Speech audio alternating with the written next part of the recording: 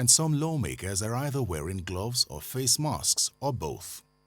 Despite fears that members of the Senate Committee on Petroleum, who recently returned from the United Kingdom, have been exposed to the virus, the Senate is barely observing social distancing.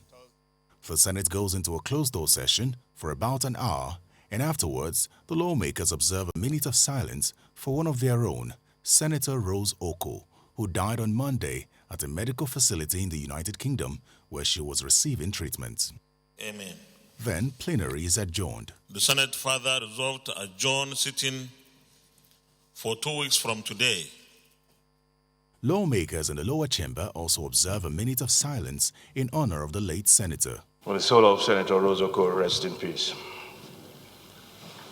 Then the Speaker vacates his seat to present a motion of urgent public importance for emergency measures against the coronavirus. To demand that the Federal Ministry of Health and the National Center for Disease Control rapidly scale up testing capabilities through the establishment of nationwide testing centers so that we may begin to determine the actual numbers of Nigerians who are already carriers of this COVID-19 disease. To direct the Federal Ministry of Education to immediately make available hostels in the now vacated federal government colleges across the country for use as emergency care centers and isolation units by the Federal Ministry of Health and the National Center for Disease Control. The motion is adopted, but not without some opposition. I object to the use of federal government colleges because the schools have staff quarters and they are not in good shape to be as isolation centers. Part of the resolutions is to invite the CBN governor to brief the House on the details of the central bank's policy measures in response to the COVID-19 outbreak. Thank you. The House also accelerated the passage of an emergency economic stimulus bill through first, second, and third reading. So what this bill seeks in its provision is that if you pay for your employees, you pay your employees' salary, pay as you earn. At the end of the year, the government will give you a rebate of 50% of whatever you are paid.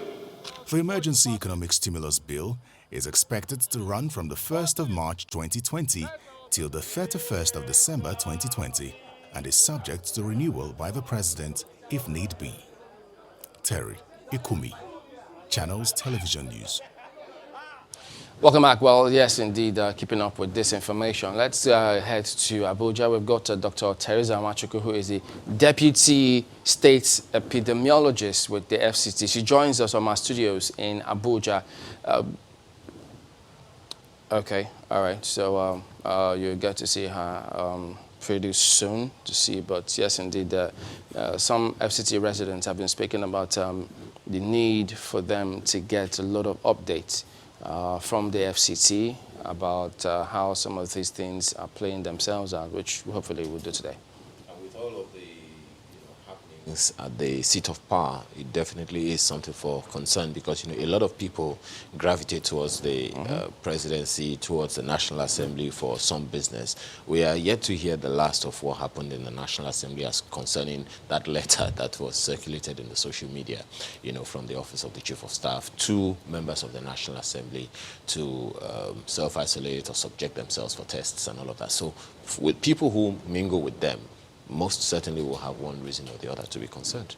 So, yeah, so many questions about the impression, perception of who has what, who's doing what in the FCT. So a lot of focus really is on the FCT, and we're hoping that, we'll get a lot more answers. Lots of people want to know how they need to keep updating themselves, who's behind them, how should they proceed. So it can never be too much information, can it? Oh, most certainly, especially from the perspective of the epidemiologist we hope to speak with in any moment now.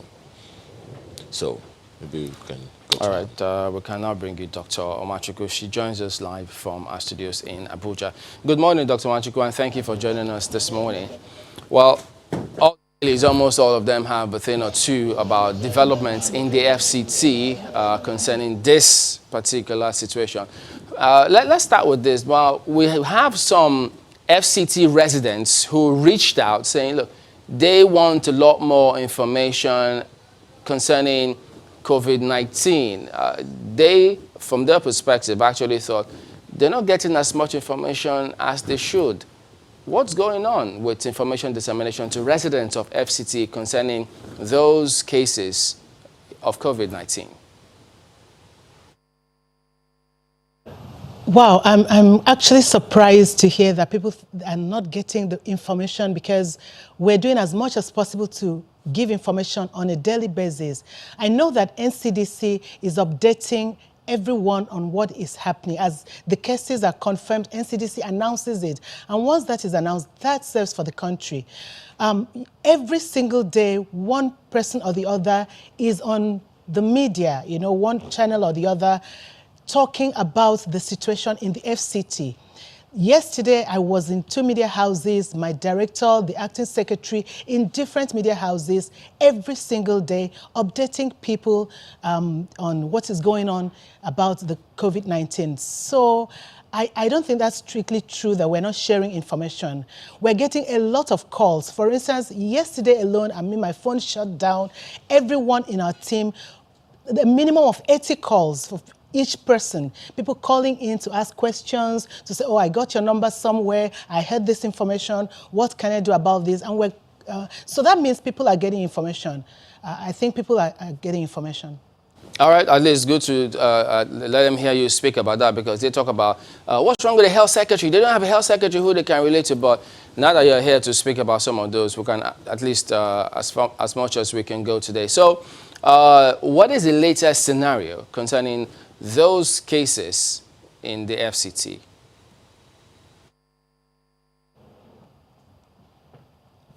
Can I hear the question again? How is the FCT managing the cases that you have at the moment, those who you have confirmed? All right, thank you so much.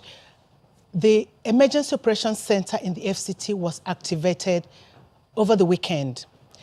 And we have all members of that team split into different pillars with support from NCDC and support from the WHO. And so every day when the team meets, we go out into the field and take samples, because we get calls of people who came in from the country, who are having symptoms, who want to be tested.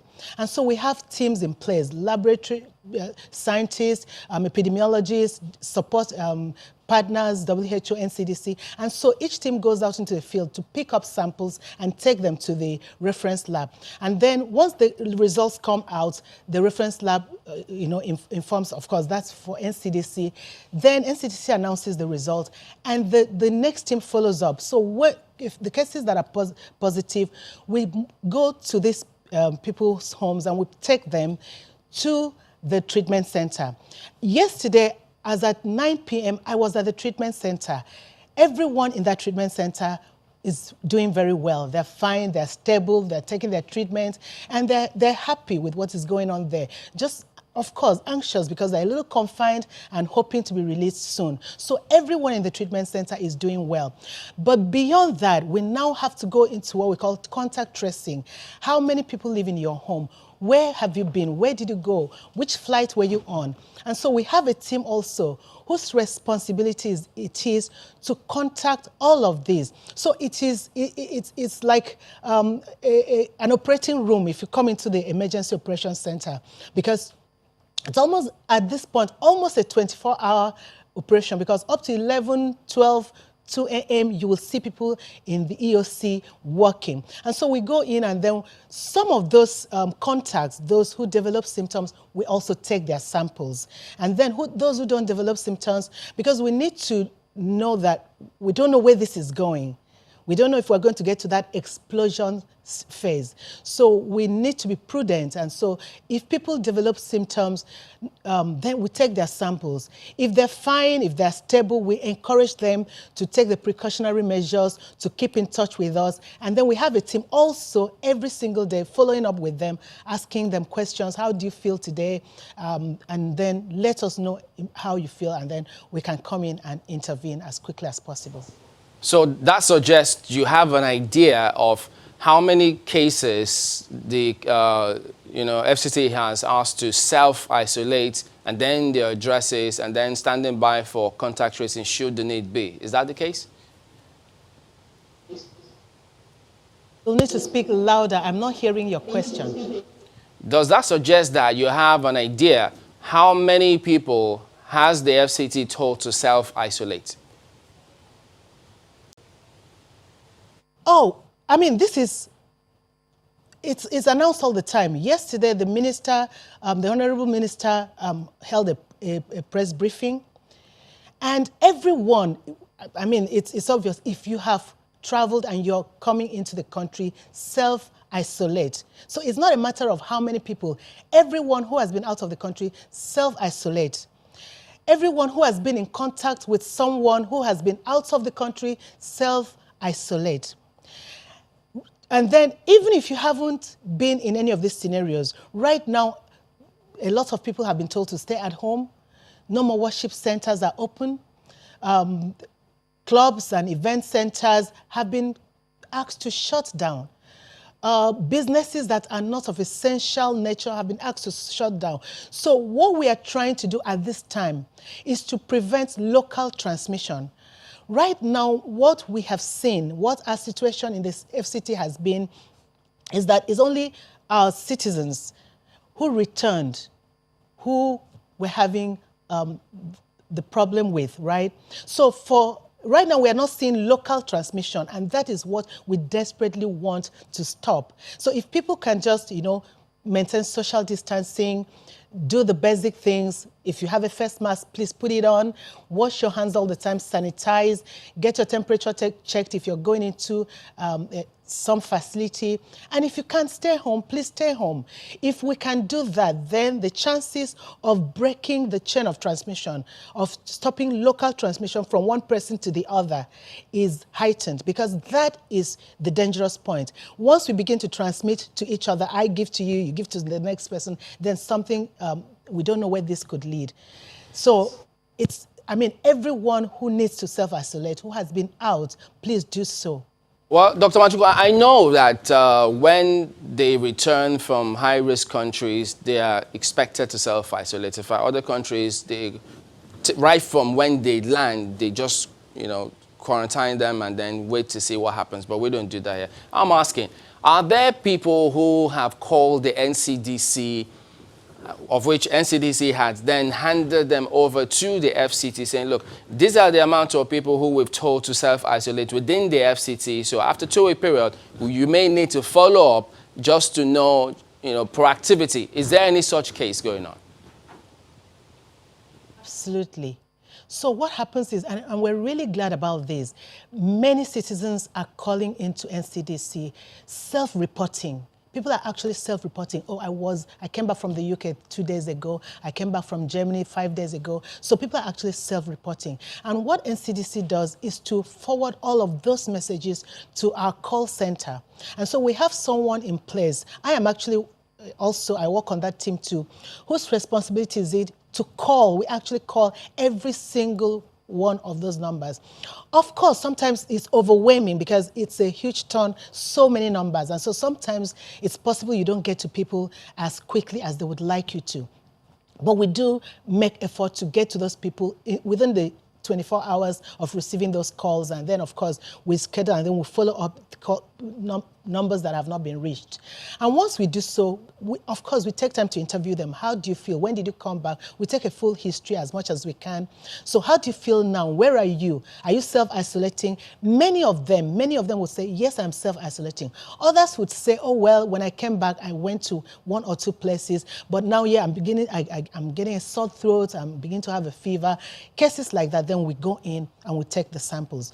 Others will say, okay, I've been self-isolating, I'm fine, I don't have any problem. And we'll say, well, that's fantastic. Please just stay home until at least 14 days. And then, of course, hopefully by then, maybe the restriction of movement will be over. But if it is not, everyone is encouraged to stay home. So yes, NCDC is getting all of those calls, they're forwarding it back to us. We have a focal person whose responsibility it is to respond to those calls. Is there a specific number? We're aware that Lagos has put its number of contacts being traced to 1,800 as of yesterday. Is there a specific number of people that you are contact tracing in Abuja? Okay, I can give you specifically that the contacts for positive cases we're following up right now is about 100. And that is because these people actually self-isolated. Many of the cases that are positive actually self-isolated. So irrespective of what you're hearing from social media, when we actually go into their homes to ask questions, where did you go? We find that many of them said, well, mostly it's my family. Mostly it's my family. I've been at home with my family. I didn't go anywhere. So that makes our contacts quite small. Now, for the other cases that we're getting who are not positive, who we're testing now, those are the people we're following up now and getting their contacts. And so I can't specifically give you a number right now. Also remember that Lagos has more cases than we do at this point. So definitely their contacts will be much larger than ours. But we're doing every effort to document the number of contacts we have because every day we have to give a situational report. How are you following up on the high-profile individuals who have also been reported in the media to have tested positive to this pandemic? We have, I don't know who the high-profile individuals you mean about. The individuals that are positive and are in our isolation center, we're following up with them. Not because they're high profile, but because they have the virus and they're a risk to everyone, just like everyone else. So we're not giving anyone special treatment based on their status. And I'm saying this with all due respect. So we're treating everyone well. We're following up with all the contacts that they have. And I'm sure they're very responsible. I'm pretty sure they're responsible. And remember that most of these people actually self-reported. So a situation where somebody called you and said, oh, I went somewhere, I am feeling this way, please come in and take a test. I don't think it is, then the person runs away, goes to hide. For what purpose? And then they're making these announcements online. So I think we should be mindful of rumors. We should be mindful of what goes on on social media. Many of these individuals who are positive, in fact, all of them self-reported. They called us to come in and take a test. And people are really desperately wanting to be tested. So people are not hiding. You know, okay, I'm positive, I don't want people to know. That's not what we are seeing. Okay, what we are seeing if I could just jump in on this one. I might be positive. Let me ask you this, pardon me for butting in. Could you tell us, because there are those who are of the impression, who also say that some of those who they think are self-isolating or who tell them they're self-isolating are actually mixing with their families. So what do you require, or what is required of those who are to self-isolate? How should they conduct themselves? So what we expect in self-isolation, it means just you're on your own. Self-isolation doesn't mean you're sitting at the dinner table with your family and you're eating and watching TV and hugging and kissing. That isn't self-isolation because that's something you can do with your neighbor, with the next door individual. Self-isolation means that you're actually on your own in a room by yourself. Food is brought to you, whatever you need is given to you, and you just take time out to rest.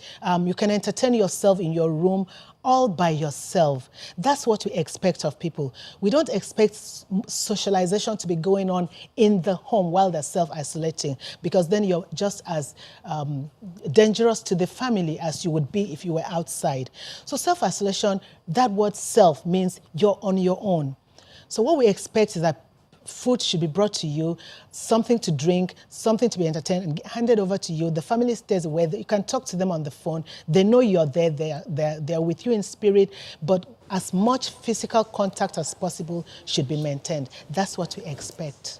Okay. What about public transportation?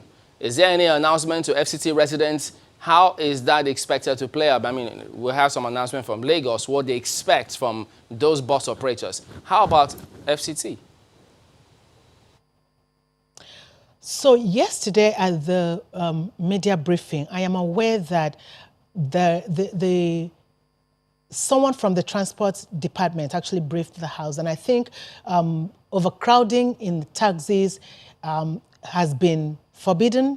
So you can't take more than one person in the front seat, and you can't take more than 3 people at the back. I really don't have the right information about this, so let me not give you something I'm not sure of. But I think the transport department should be able to give a clear statement about this at this moment. I don't have that information. The standard practice be? I mean, you're an expert in your field. What should the standard practice be so that they don't unknowingly spread this? So I would expect at this point, I'll give you a typical example. We were in an establishment and we went up the lift and we were like 10 in the elevator, in the lift going up. And this is not right. So even if standard practice says 10 people can enter this lift, at this time, it doesn't have to be so. So we actually informed the organization, you need to put a sign on the lift. No more than 3 people who are masked should enter the lift at one time. So I'm hoping, I haven't gone back there to see if that was institutionalized, but that has been done. In other places, things should really shut down. Now, if we're not able to do that, I would want to see a situation where one person is in front of a cab, no more than 2 people at the back. That's what I personally would want to see, because we're talking about the social distancing. The cabs here are really pretty small. So by the time you're putting 3 people in the cab at the back seat, you're already crowding people together. So that's my personal opinion. No more than 2 people at the back seat, not more than 1 person in the front seat. Hopefully fully masked, so they don't, give something to each other. But like I said, the transport organization should make a formal statement about this. Speak to us as an epidemiologist now. We know the instruction, that the advice that you've given all of us is to wash our hands as frequently as possible, avoid touching our eyes and all of that. Exactly how does coronavirus spread? Is it by touching someone, or how exactly does it spread from one person to the other? Thank you. So the virus, we know it's a respiratory tract infection, so you're likely to find the virus in the nostrils and in the throat. And so what we do when we take samples from the nose, we take samples from the throat, we send it to the lab. And so if you are positive with the virus, it's likely to be in your throat. So when you cough, the virus is spread in droplets. So what could happen is, if I'm close to you or people are close to each other, you cough, someone could pick up, someone could inhale that droplet that contains the virus, right? Or I could cough into my hands, and then the virus is in my hands, and then I'm touching this. So someone else comes to sit here and touches this. They could pick up the virus. And then the virus goes into their face, because then they're rubbing their faces, they sneeze into their hands, they touch their nose or their mouth, or they take something into their mouth. So basically from contaminations of fomites, what we call fomites, so handkerchiefs, door handles, or direct droplets inhalation from someone who is infected. So it's so many things, so many ways. So if I open a door, I could contaminate the door handle if I have contaminated my hands. If I sit here and I've contaminated this seat, you could pick up the virus. If I sneeze into this and then it gets in touch with you, the chance I could pass that virus on to someone else. And so basically it is transmitted from one person to the other in droplet infections. So when you sneeze and when you cough, or when you're laughing, or even you're speaking.